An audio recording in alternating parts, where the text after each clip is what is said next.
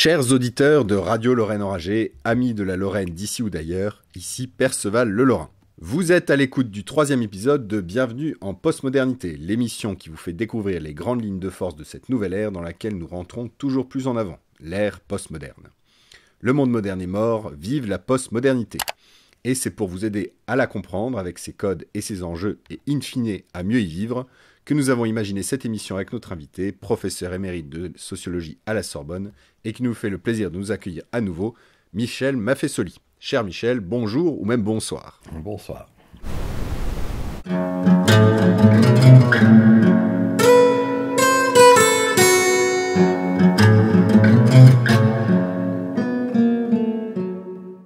Alors, chers auditeurs, si vous avez déjà écouté quelques épisodes de cette série, vous le savez, nous la voulons non linéaire et plus. Alors, j'avais écrit circulaire, mais vous m'avez repris la dernière fois. Plus en spirale, dira-t-on, voilà, qui mélange la flèche et le cercle, à la manière postmoderne, afin que vous puissiez la commencer par n'importe quel épisode. En effet, dans chaque émission, nous abordons le sujet de la postmodernité sous un angle nouveau, mais en revenant à chaque fois sur des fondements de celle-ci que nous tenterons d'exprimer de manière différenciée à travers différentes images, analogies et symboles. Néanmoins, si c'est le premier épisode que vous écoutez, nous vous conseillons tout de même de vous pencher sur le premier épisode qui revient sur les temps modernes finissants et qui expose les fondations de cette série d'émissions. Comme à chaque fois, nous la commençons en partant du réel et d'un cas concret pour comprendre un aspect de cette postmodernité qui nous intéresse.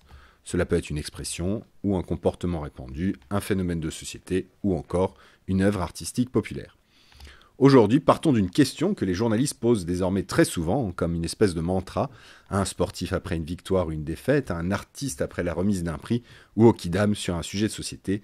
Cette question c'est « Alors, qu'est-ce que vous ressentez ? Quelles sont les émotions qui vous traversent ?» Or, en modernité, on avait plutôt tendance à dire « Sois raisonnable », c'était le règne de la déesse raison.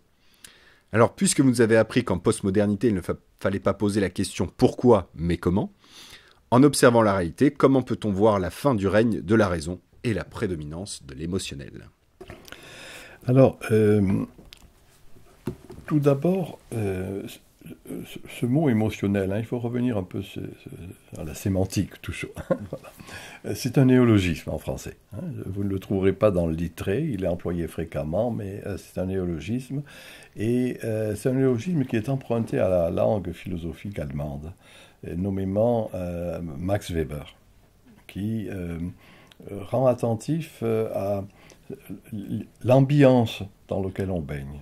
Et l'émotionnel, c'est une ambiance. Voyez, en français, nous avons le mot émotif. C'est une caractéristique psychologique. Vous êtes émotif, je suis émotif ou pas, etc. Mais c'est quelque chose de psychologique, d'individuel. Alors que l'émotionnel, c'est une ambiance dans laquelle on baigne. Et cela renvoie à moi, ce qui est une de mes obsessions théoriques, et que j'ai développé de diverses manières. Et pour moi, une question très importante, c'est le passage du je au nous. Autant la modernité, je crois que je l'ai dit dans la première séance, c'était l'individualisme, autant on est en train, alors moi je disais les tribus, il y a quelques décennies, maintenant je dis idéal communautaire. Dans lequel longtemps. Mais la formule, je viens de la dire, elle n'est pas de moi d'ailleurs, j'aime bien rendre à César ce qui lui revient, et c'est Heidegger qui dit « Nous sommes en train de passer de l'ère du je à l'ère du nous ». Voilà. Alors voilà, ces tribus, communautés, etc. Et donc, autant le je était dominé par la raison, ou la raison en était l'expression, plus exactement, autant le nous, ben voilà, c'est un truc dans lequel on baigne, si je puis le dire ainsi. Et le mot émotionnel, c'est une ambiance, vous voyez.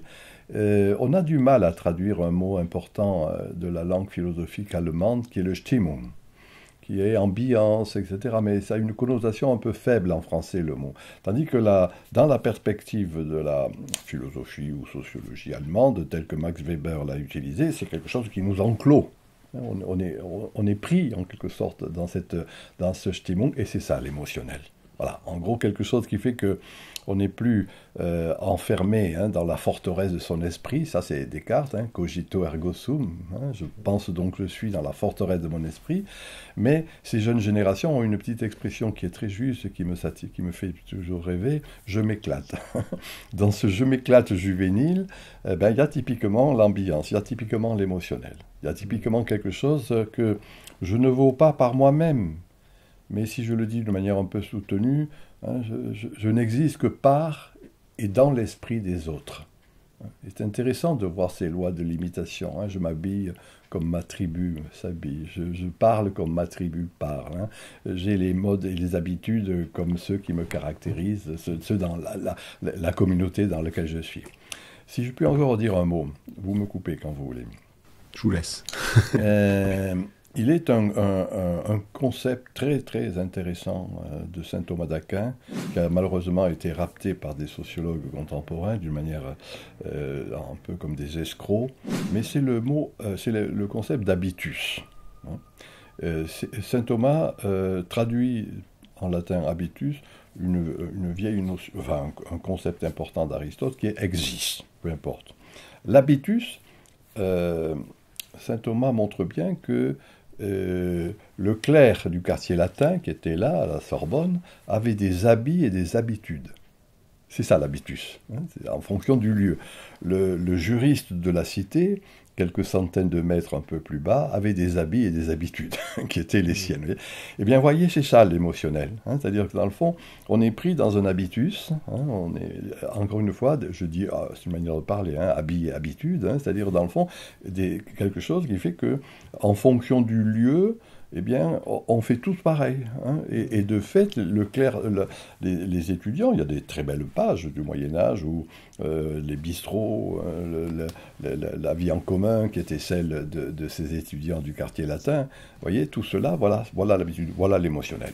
Alors justement, on va justement essayer de faire aussi des liens avec les émissions précédentes, etc. Et du coup, dans le deuxième épisode, que vous avez peut-être écouté, chers auditeurs, mais c'est pas grave si vous l'avez pas encore écouté, on parlait qu'en postmodernité, on allait regarder le monde tel qu'il est, et non plus tel qu'il devrait être, et que d'une certaine manière, on allait pas seulement vouloir modeler le monde, mais qu'on allait aussi se laisser modeler par lui. Est-ce qu'on peut faire du coup un lien entre le fait que dans la communauté, dans la tribu, on se laisse justement modeler par ce qui est, qu'on adopte les habitudes de la communauté? Oui, vous avez employé le mot expérience. L'expérience, c'est mourir à soi pour naître à l'autre. Vous voyez, la vraie expérience. Hein. On a en français le vieux mot qu'on oublie, le vieux mot français périr. Et le mot expérience vient de périr. Hein. Périr à soi pour naître à l'autre. Voilà. Et c'est ça qui me paraît intéressant dans cet émotionnel, quelque chose qui fait que oui, en quelque sorte, on n'est plus, encore une fois, enfermé dans la forteresse de son esprit, mais on communie. Hein. Il y a un processus de communication et de communion, vous voyez. Ce sociologue, moi c'est mon compatriote, c'est un fou génial, je l'aime beaucoup, Auguste Comte, quand il va définir la société du 19e et la sociologie qui est censée, puisque c'est lui qui crée le mot sociologie d'ailleurs, hein, qui est censé l'interpréter, l'analyser, pardon, il dit en latin reductio ad unum, on va réduire à l'un. Alors c'est l'un de l'État-nation, c'est l'un de l'individu, c'est l'un des grands systèmes, du grand système assez homogénéisant, etc. Réduire à l'un, c'est ça le jeu. Alors que moi, ce qui me paraît important actuellement, et c'est ça l'émotionnel, c'est qu'il y a, je dirais, un dépassement de cette réduction. Et il y a au contraire une complémentation. On réintroduit, pour moi c'est ça la postmodernité, on est en train de réintroduire l'altérité. L'altérité en soi. L'individu est un, la personne est plurielle. Et pour moi, je pense que c'est la personne qui va être la marque. Persona, le masque. On a des masques divers. Ce que disait le poète Rimbaud, je est un autre. Donc voilà, une altérité au sein de soi-même. On n'a plus une identité, mais des identifications multiples.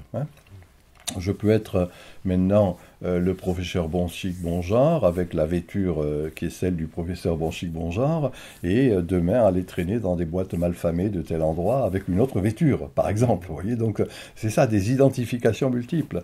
De la même manière, c'est l'altérité de la communauté. J'ai dit tribu à l'époque, je dis maintenant plus communauté, le nous. On dépend de l'autre. Un processus de dépendance. Et puis, bien sûr, cette altérité avec le divin. Moi, je considère, j'ai écrit un livre sur la nostalgie du sacré, qu'il y a le retour de ce divin. C'est l'autre, avec un A majuscule. Vous voyez. Et c'est ce retour de l'altérité, de la nature, de la tribu, du divin, ou du sacré, suivant l'expression qu'on veut lui dire, qui pour moi est la caractéristique de cet émotionnel, de ce nous important. C'est la communion fondamentale. Et qu'est-ce qui explique du coup le passage un peu du règne de la raison à de l'émotion? Est-ce que, quand vous parlez de forteresse, est-ce que finalement, bloqué dans notre forteresse raisonnable, on a fini par périr? Comment on passe de l'un à l'autre, en fait? Comment dire? Vous avez, j'insiste sur à l'opposé de notre linéarisme, qui a été notre marque de fabrique, si je puis dire. On serait parti d'un point A de barbarie et on arriverait à un point B de civilisation absolue. Il y a, et j'insiste souvent là-dessus, sur des époques. Je rappelle qu'en grec, le mot époqué, ça veut dire parenthèse. Voilà. Donc il y a une parenthèse qui se ferme. Et donc une autre s'ouvre. La postmodernité, c'est une autre parenthèse. À la différence d'une conception qui est celle de la rupture, je dis, moi, la fin d'un monde n'est pas la fin du monde. Il est un mot très simple que j'emploie et qui n'est pas de moi, que j'emprunte à un sociologue américain qui s'appelle Sorokin, c'est le mécanisme de la saturation.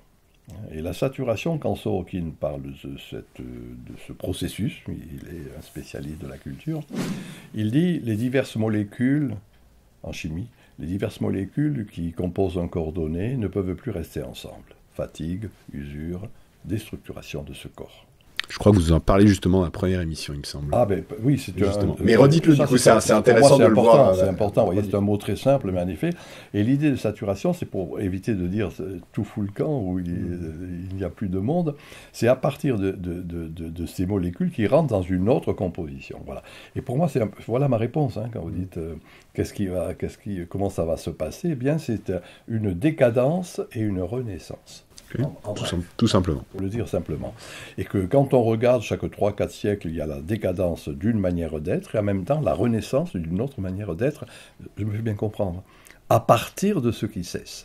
Par exemple, je prends un exemple, je parle souvent pour des chefs d'entreprise, je l'ai fait il n'y a pas très longtemps à Nancy, et je leur rappelle que par exemple le mot travail ne suscite plus, il n'y a plus d'adhésion à cette expression. Donc pour moi, la valeur travail a fait son temps. Elle a culminé au XIXe siècle.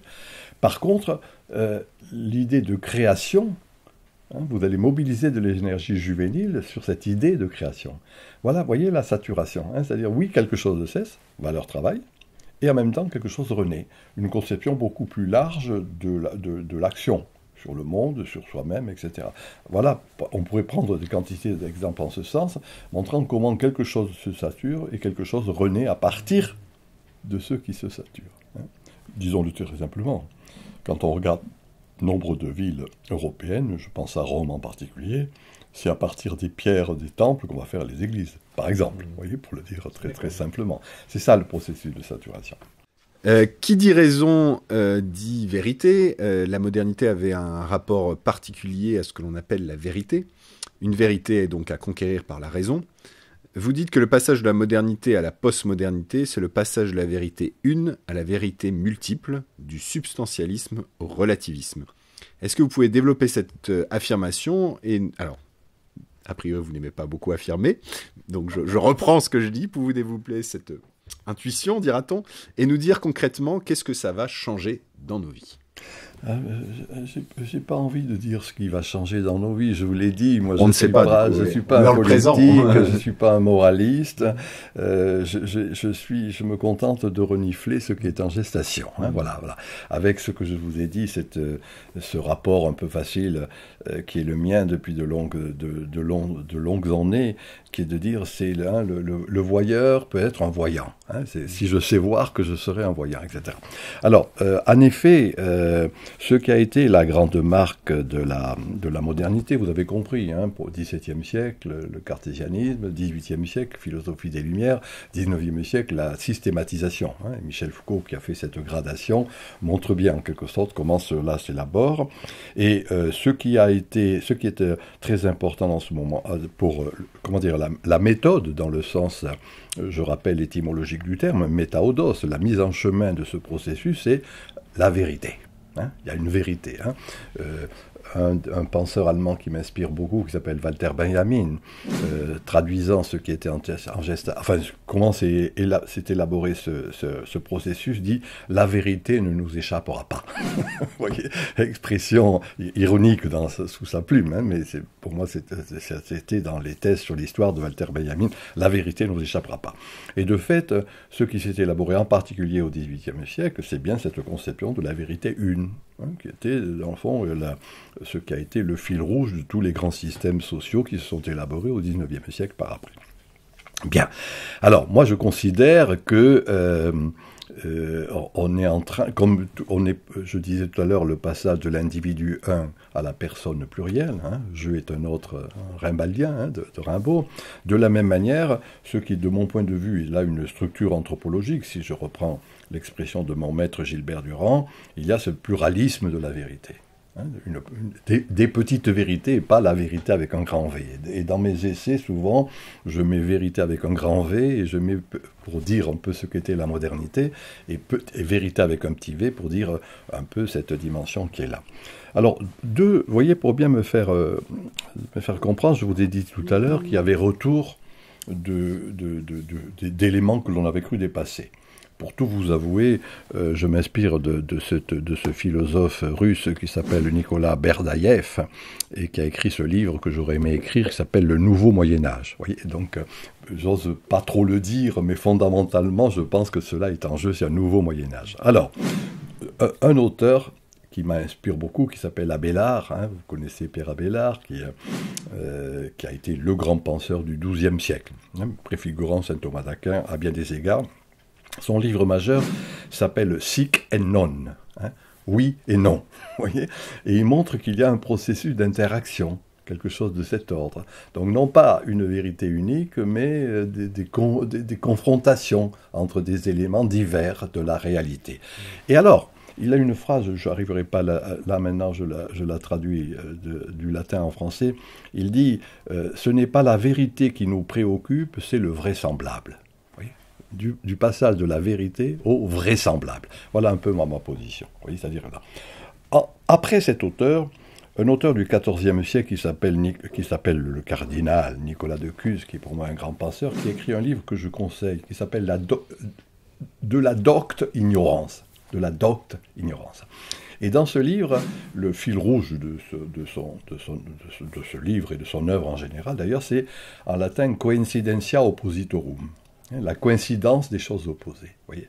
Et il est, de ce point de vue, d'ailleurs, dans la filiation de Pierre Abélard, que j'ai cité il y a un instant. C'est-à-dire qu'il n'y a pas une vérité unique, mais une conjonction d'éléments divers, et que dans le fond, c'est cette conjonction qui assure, à bien des égards, la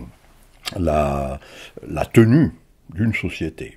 L'image que donne Nicolas de Cuse, et qui a été par après repris par Panofsky quand il parle de la somme théologique et de la cathédrale gothique, il dit, dans le fond, la voûte de la cathédrale gothique repose sur la tension des pierres les unes sur les autres.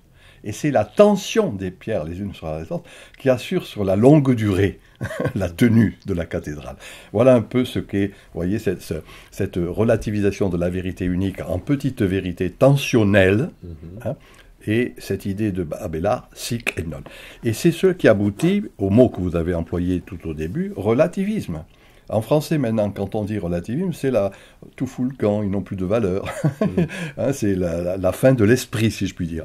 Alors qu'un auteur, moi, qui m'a beaucoup inspiré, qui est un philosophe et un sociologue allemand qui s'appelle Georg Simmel, hein, qui est enterré à Strasbourg, à Cronenbourg, et qui a été 4 ans de son temps à l'université de Strasbourg, de 1914 à 1918, et moi je suis inspiré par son œuvre.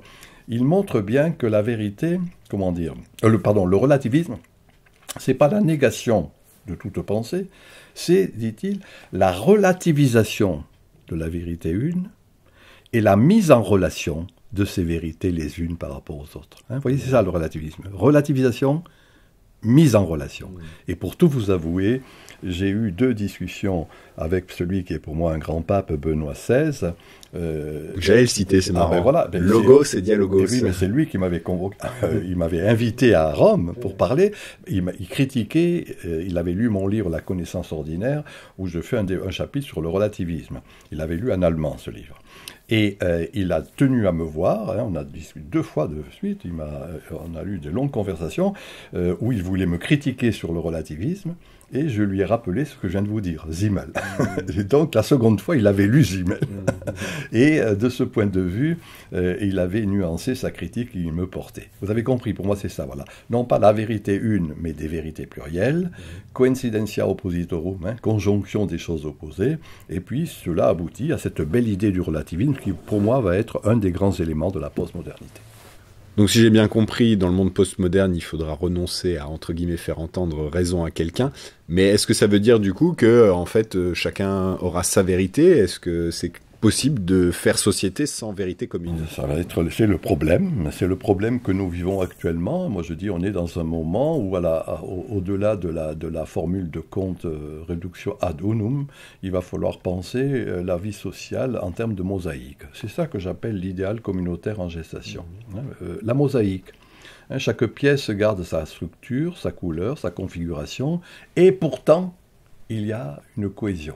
Moi je dis, voilà ma formule, si je puis me permettre de la dire en italien. Vous savez, quand Galilée est condamné par l'Inquisition, il dit la Terre est pour si mauvais, et pourtant elle tourne. Voilà. Eh bien moi je dirais que c'est un peu ça. Et pourtant ça vit, à partir des diversités, à partir de l'altérité. Tel que je l'ai dit tout à l'heure, c'est non plus la réduction ad unum d'Auguste Comte, mais le retour de la diversité sous ses diverses modulations. Donc en fait, on n'aura plus, comme en modernité, une élite progressiste qui a dit la vérité c'est ça, et à laquelle toute la société, le corps social devra s'adapter en fait. Tout à l'heure, je vous ai repris à propos de la spirale et de la flèche, du cercle et de la flèche, en disant la spirale, c'est ce qui est mon idée. Autant je considère que le progressisme bené et destructeur qui a dominé durant la modernité a fait son temps, autant je pense, j'ai développé d'ailleurs, et j'ai repris un terme qui n'est pas du tout le même, qui est la philosophie progressive. Le progressisme est assuré de sa fin. La progressivité, c'est ça la spirale. Le progressisme, c'est la flèche du temps hegelienne, ou hegeliano-marxiste. La progressivité, c'est ma spirale. C'est voir revenir des éléments traditionnels, ancestraux, mémoire immémoriale de l'humanité, mémoire d'antique mémoire, je dis souvent, et pas exactement au même niveau. Vous voyez la différence entre le progressisme et la progressivité. Voilà. Pour moi, ce qui est en jeu, c'est la progressivité, c'est la philosophie progressive, qui fait que, d'une certaine manière, un des éléments importants, moi c'est mon dada, c'est ce qui est paru dans tel ou tel de mes livres, en particulier Logique de l'assentiment, cette idée, ce retour de la tradition. Mais soyons clairs, tout ça, l'intelligentsia française, je ne parle même pas des sociologues, mais philosophes, psychologues, etc., et politiques bien évidemment, et puis ces sous-intellectuels que sont des journalistes, eh bien le refusent. Ils continuent à rester sur une conception progressiste, rationaliste. Vous voyez, vous avez compris, moi je dis raison sensible. Conjonction. C'est mon maître Gilbert Durand qui disait que ce qui avait été la marque de la modernité, c'est ce qu'il appelait le principe de coupure. Nature, culture, esprit, corps, machin chose, etc. Bien. Il appelait ça principe de coupure, qui est le processus de dichotomisation en grec. C'est la dichotomie, c'est découper en quelque sorte. On dissèque la grenouille au lieu de la regarder vivre, en fait. Alors que dans le fond, moi je pense tout mon propos est de rendre attentif à cette complétude. Ce mot que j'ai bien dit n'est pas un mot français, l'entièreté de l'être. L'entièreté de l'être individuel, l'entièreté de l'être collectif. Si je prends du coup la métaphore, là je parlais à l'instant de la grenouille, le monde moderne, pour comprendre la grenouille, on va la tuer et la disséquer, comprendre les nerfs, etc. Dans le monde postmoderne, on va regarder la grenouille vivre en fait. Oui, mais soyons clairs quand même, l'analyse n'est pas à exclure. Moi, vous avez compris que je n'exclus rien, par construction. Ma position est complémentaire, c'est tout. Donc, bien sûr que la dissection a sa légitimité, soyons clairs. C'est l'analyse qui est au fondement même de la démarche et du progrès scientifique. Parce qu'on a analysé, parce qu'on a découpé. Voilà. Moi, je ne dis pas qu'il ne faille pas le faire, hein, mais je dis, à côté de cela, ayons une dimension beaucoup plus entière, complète. Et donc, en effet, pour ce qui nous concerne, hein, dans la vie quotidienne, puisque c'est pour moi un des éléments importants et sinon essentiels de notre existence, fondamentalement, eh bien, c'est d'avoir cette dimension complète, et c'est ça le vrai réel. Hein. Là encore, permettez-moi une distinction. Actuellement, on a tendance à passer du principe de réalité. Hein, le principe de réalité, quand votre gosse veut faire de la poésie, vous lui dites d'abord fais ta médecine ou ton droit, ça rapporte des sous. Voilà. Alors, ça, c'est le principe de réalité. Hein, c'est une conception d'un matérialisme étroit qui fait que ce qui est important, c'est l'argent, par exemple. Voilà. Alors que le réel, eh bien justement, il est beaucoup plus large que la réalité. Hein. Weber l'avait bien montré, il disait on ne peut comprendre le réel qu'à partir de l'irréel. Les mythes, les fantasmes, les rêves, etc., etc. Et moi, je pense qu'actuellement, au-delà du principe de réalité qui est réducteur au matériel, hein, il y a le retour d'une dimension beaucoup plus ouverte qui est celle du réel. Et quand j'écris réel, maintenant, dans mes livres, je le mets avec un R majuscule. Et encore une fois, pour bien montrer, pour bien accentuer que le réel a cette espèce de complétude qui fait que, je répète, nos fantasmes, nos fantasmagories, nos mythes, nos rêves, etc., ne sont pas simplement individuels, mais sont collectifs, et c'est l'inconscient collectif jungien. Donc on a cru en modernité que la raison allait pouvoir tout expliquer, et justement, en se limitant à la réalité, et pas au réel, en séparant un peu réalité du réel, qu'est-ce qui a mis fin à cette croyance ? Est-ce qu'on a eu une science, une philosophie, des développements scientifiques, une philosophie qui a fait que on s'est dit, non, en fait, on a peut-être été un peu trop ambitieux, on va pas pouvoir tout comprendre. C'est tout simplement, je reviens, puisque ça sera la 3e fois que je le dis, mais je le redirai encore, le processus de saturation. C'est pas quelque chose qui a mis fin. Non, il y a le balancement des histoires humaines. Et qui fait qu'encore une fois, à partir de ce qui cesse, quelque chose d'autre renaît. Prenons 3 auteurs qui m'ont marqué. Nietzsche, je l'ai dit tout à l'heure. Il montre la distinction dans la généalogie de la morale entre Apollon et Dionysos. Il y a des moments où c'est Apollon qui prédomine, la modernité, c'est ça. Il y a d'autres moments, c'est mon hypothèse, où ça va être Dionysos, qui va être la figure emblématique. Dionysos, soyons clairs, c'est justement une figure complète. J'appelle raison sensible. Bon, premièrement. Walter Pater, qui est un historien anglais, pas négligeable, a montré que... oui, non, mais tant pis, on le prendra après. C'est votre femme, quand même. Alors, si tu me forces à la prendre... Oui, Hélène. Allô ? Je termine l'émission, là, encore. Oui, j'ai pris du saucisson à Saint-Denis, mais j'arrive juste... Mais on a le temps, j'ai pas fini encore, il n'y a pas de problème. Allez, bisous. Bisous. Désolé pour cette interruption, chers auditeurs, mais vous voyez, la femme de Michel nous ramène du saucisson, donc c'est très très important de répondre. Il y a à grignoter. Bon. Oui, alors Walter Pater, qui est un historien anglais très intéressant, reprend la même distinction. Il dit qu'il y a des grandes périodes, des grandes époques classiques et des périodes baroques. Pour moi, on est en train de glisser du classicisme au baroque. La modernité, le baroque. Le baroque, c'est quelque chose où justement il y a des dimensions plurielles. Voilà. Et pour moi, voilà. Alors je dis Nietzsche, Walter Pater, peu importe. Retenez ces idées qu'il y a des moments où il y a un processus de réduction. J'ai dit réduire l'altérité. Il est d'être au moment où il y a au contraire quelque chose qui va rendre l'aspect pluriel. Vous voyez, si je puis me permettre encore une petite nuance. Quand on a commencé à parler du postmodernisme, c'est Roberto Venturi, qui est un architecte italo-américain, qui a construit la Piazza d'Italia à New Orleans. Et il s'opposait à l'architecture moderne, le Bauhaus, en Allemagne, où on avait enlevé les disparités. C'était la construction angle droit. Ça va être Niemeyer au Brésil, Le Corbusier en France, une conception assez rigide et fonctionnelle de l'architecture. Et Venturi, et c'est ce qu'on a appelé le post-modernisme architectural, va faire des constructions en notion architecturale, il dit des citations diverses. C'est-à-dire une maison avec une porte romane, une fenêtre gothique, un linteau baroque, et c'est premièrement.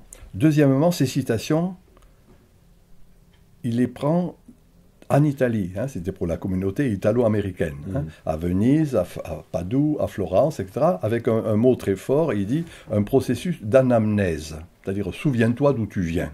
Voilà les deux caractéristiques du postmodernisme architectural. Pluralité, racine. Voilà. Et quand nous, Baudrillard, moi-même, Lyotard, avons commencé à parler de la postmodernité, c'est en application de ce schéma. D'accord. Du postmodernisme architectural. Vous êtes parti du réel, de quelque chose voilà, qui est... de ceux qui étaient là, etc., et qui étaient pluriels, voilà, en quelque sorte. Donc en fait, si je reviens un tout petit peu sur ma question, parce que finalement, je vous ai souvent posé la question lors des derniers épisodes, c'est quand est-ce que ça s'est arrêté, etc. En fait, je reste, quand je vous demande qu'est-ce qui a mis fin à la croyance qu'on allait pouvoir tout expliquer, je cherche une coupure. Donc en fait, dans ma question, je suis encore en train de vous poser la question d'une manière moderne. Alors, je vais quand même vous le dire. Pour moi, c'est 1950. C'est-à-dire, il y a quand même une coupure alors. Non, pas tout à fait une coupure. J'ai dit, je vais vous dire, vous allez me comprendre. Saturation, le passage d'un état à un autre, à partir de ce qui cesse. Pour moi, 1950, c'est le design. Quand on va rendre belle la casserole, je dis. Vous voyez ce que je veux dire? On va esthétiser les produits familiers. Ça garde la fonctionnalité de la casserole, mais en plus, je l'esthétise, je la pare, je l'habille. Vous voyez, ce n'est pas une rupture, c'est une complémentation. J'insiste sur cette idée, la complétude, qui est pour moi le concept essentiel. Et c'est le second exemple, je viens de le dire, c'est le postmodernisme architectural, qui également, à partir de ce qui cesse, va faire une construction plurielle. Voilà. Donc oui, je considère que c'est les années 50. Où il y a ce glissement, ce passage d'un état à l'autre, d'une époque à une autre, et puis ça va être les années 60, 64 Berkeley, 68 les révolutions juvéniles en Europe. Et qu'est-ce que c'était que cette idée de ces révoltes de 64 et 68? Eh bien c'est cette idée-là, la complétude, faire de sa vie une œuvre d'art, ne pas perdre sa vie à la gagner. Qui était un des slogans qui ressortait à ce moment-là, et qui pour moi marquait la fin de la valeur travail et l'idée de la créativité. Création, créativité. Okay. Donc mai 68, c'est à la fois la fin du monde moderne, parce qu'il y a quand même beaucoup d'idéologies. En 68, on imagine un autre monde, etc. Et c'est ça aussi, en fait, il y a les deux qui se croisent en 68. Oui, il y a cette espèce de... Encore une fois, je n'aime pas le mot fin. Je préfère le mot saturation, c'est-à-dire passage. Passage d'un état à un autre état, un état restreint et puis un état beaucoup plus... Vous voyez, mon idée fondamentale, et puis peut-être que ça résume tout ce que j'ai dit... une des lois que j'ai proposées pour comprendre la vie sociale, j'ai dit c'est d'abord secret, puis c'est discret, puis c'est affiché. Et pour moi, la postmodernité, on ne peut la comprendre que dans l'aspect secret du romantisme du 19e siècle. Maintenant, on parle du romantisme. C'était des petits groupes, de rien du tout, des petites tribus qui étaient contre les bourgeois, etc. C'était secret. Dans l'entre-deux-guerres, c'est devenu discret. C'est le surréalisme, c'est le dadaïsme. Etc. C'est-à-dire quelque chose qui s'était répandu, en quelque sorte. Secret, discret, affiché. À partir des années 50 et 60, ça devient affiché. Sans faire référence au romantisme, sans faire référence au surréalisme. Mais il me paraît qu'il y a là une gradation. Voilà un peu ce qu'est la postmodernité. Dans la modernité, on essaye de encadrer le réel à travers des chiffres. On tombe dans le règne du quantitatif, des mathématiques. En postmodernité, en quoi cela va-t-il changer? Est-ce qu'on va passer du règne de la quantité au règne de la qualité? C'est mon idée essentielle. Je considère en effet que sur le mot de quantité, vous ne mobiliserez plus d'énergie juvénile. Sur le mot de qualité, c'est cela qui va être essentiel. Vous voyez, moi je parle, dans 2 jours encore, je vais à Nantes faire un exposé devant des chefs d'entreprise. Et vous voyez, c'est intéressant ces chefs d'entreprise. Un entrepreneur, il faut qu'il fasse du fric. Il faut qu'il sache manager ces jeunes générations, ce qu'on n'apprenait pas dans les business schools où ils avaient été formés. Mais à la différence de mes chers collègues universitaires, qui restent très sectaires et très paranoïaques, à bien des égards, très fermés dans les grandes idées du 19e siècle, ces chefs d'entreprise, eux, se rendent bien compte qu'il faut intégrer ces dimensions que je viens de dire, créativité, qualitatif. Et c'est frappant, on avait fait une étude pour le MEDEF, dans mon centre, où comment expliquer le fameux turnover des cadres, que ça tournait, et que ce n'était pas pour un avantage salarial, qui avait ce turnover, mais parce qu'Internet aidant, je savais que là-bas c'était cool, c'était fun. Donc j'essaie d'expliquer à ces chefs d'entreprise qu'il fallait maintenant gérer le cool et le fun. Vous voyez, c'est-à-dire la dimension émotionnelle, en gros, qui le bat en fait. Voilà, la dimension, l'affectivité, etc. Alors que quand Ford demande à Taylor la gestion de son entreprise, ben, il reste très weberien. On est uniquement la raison. Oui, c'est ça. Fordisme, rationalisation généralisée de l'existence, aboutissant au fameux Ensäuberung der Welt, le désenchantement du monde. Là, au contraire, moi, il me paraît qu'il y a reprise de tous ces éléments que l'on avait cru laisser de côté. Vous voyez, pour bien me faire comprendre, Thomas Kuhn, qui est un grand historien américain des sciences, structure des révolutions scientifiques, montre que jusqu'au XVIIe siècle, il y avait un accord entre l'Europe et l'Extrême-Orient. La poudre à canon, l'imprimerie. Et à ce moment-là, dit-il, dans son langage, un gap, un différentiel. La Chine va rester jusqu'à la fin du 19e au même niveau, l'Europe va suivre le développement exponentiel que l'on sait. Pourquoi ? Parce que, dit-il en latin d'ailleurs, cette Europe va suivre la via recta de la raison, la voie droite de la raison. Et que pour suivre cette voie droite de la raison, elle va laisser sur le bord de la route, encore un mot latin, c'est amusant chez cet Américain, toutes les impedimenta inutiles, c'est-à-dire des bagages qui alourdissait la marche. C'était l'onirique, le ludique, le festif. On les avait laissés de côté. Alors en gros, moi ce que je dis, c'est qu'on a été droit au but, à bien des égards droit dans le mur, et que ce qui est en jeu actuellement, c'est qu'on est en train de reprendre ces bagages festifs, ludiques, oniriques. Voilà. Et c'est ça que j'appelle la complétude de la postmodernité. Alors vous disiez la vérité moderne va dévoiler le social rationnel, la vérité postmoderne va s'employer à dévoiler une socialité émotionnelle, et l'on pourrait trouver des polarités de la même eau, rationalisme, sensualisme, réduction, amplification, un multiple, comme vous l'avez beaucoup dit jusqu'ici. Vous parlez d'adogmatisme pour interpréter le réel, et que l'exigence de cet adogmatisme sera de dévoiler le sens symbolique des choses. Alors qu'est-ce à dire ? Prenons le mot, puisque vous savez que j'ai cette manie, et ce dada de renvoyer aux étymologies. Symbolé, la symbolique, c'est mettre ensemble des choses qu'on avait séparées. Voilà. Et que pour moi, cet ordre symbolique est en train de revenir. En effet, je l'ai dit dans la nostalgie du sacré ou dans la logique de l'assentiment et dans un autre livre précédent qui s'appelle La parole du silence. Pour moi, voilà ma trilogie sur le sacré. C'est-à-dire que dans le fond, dans le rouleau compresseur du rationalisme, je l'ai cité tout à l'heure Weber, dans l'éthique protestante, il dit rationalisation généralisée de l'existence. Tout est soumis à raison, tout doit donner ses raisons.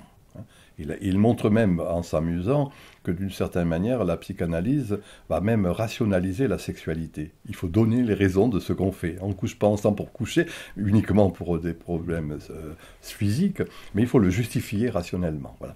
Eh bien, moi, je considère que là, il y a plutôt cette dimension symbolique, dans le sens étymologique du terme. On rassemble les morceaux. Là où on avait coupé, le fameux principe de coupure, il y a retour de l'entièreté de l'être. Et donc, quand on va nommer les choses, donc on va les nommer autrement que par le langage scientifique et rationnel, mais du coup aussi par la métaphore, l'analogie, etc. Pour tout vous avouer, je n'aime pas le mot concept. Parce que concepir, ça veut dire enfermer. Et je m'amusais, quand j'étais jeune, j'allais souvent à Stuttgart, où c'était les usines Mercedes-Benz. Et le slogan de ces usines, à l'époque, c'était « Mercedes ein Begriff ». En allemand, ça veut dire Mercedes, c'est un concept. Donc, j'ai dit, on va laisser le concept aux métallurgistes. Par contre, moi, ce qui me paraît intéressant, c'est, oui, je l'ai dit dans nombre de mes livres, utiliser la métaphore, l'analogie, la notion. Vous voyez, quelque chose qui, dans un monde qui est en gestation, est beaucoup plus souple, beaucoup moins enfermant, en quelque sorte.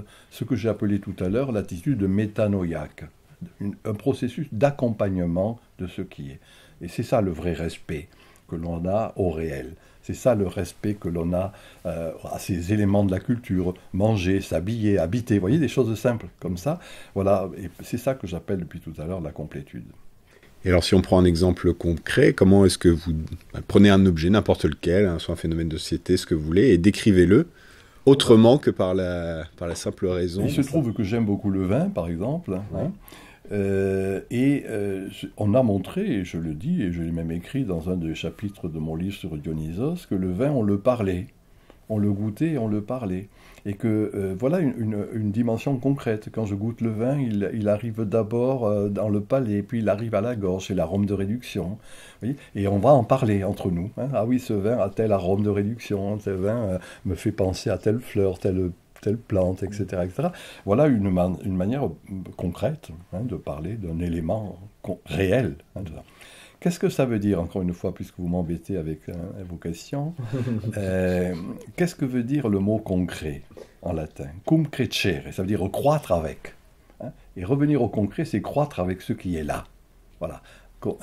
Et d'une certaine manière, tout mon travail a consisté à croître avec. Non pas imposer par en haut un savoir, mais au contraire accompagner ce qui est là.